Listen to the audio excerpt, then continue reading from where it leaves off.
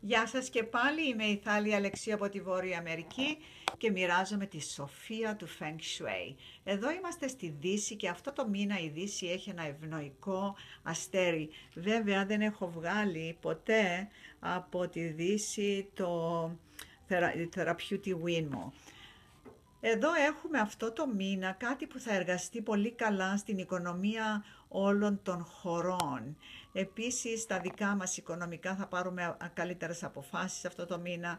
Δεν θα τις ξεκινήσουμε αυτό το μήνα, μπορούμε να πάρουμε καλύτερες αποφάσεις. Τα παιδιά μας ίσως να έχουν αποκτήσει μια εργασία ή αν είχαν βάλει κάπου μια αίτηση για εργασία, θα μπορεί να τους καλέσουν και να τους προσλάβουν αυτό το μήνα.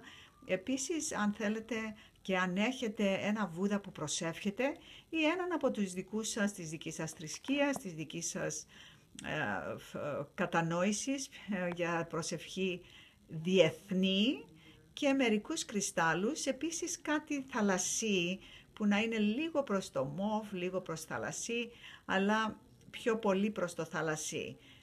Για να φέρνει η ειρήνη, ούτως ώστε όλες αυτές οι συνεργασίες που θα γίνουν σε όλη τη γη να είναι με ειρήνη. Εύχομαι κάθε επιτυχία στη γη μας και σε όλους εσάς.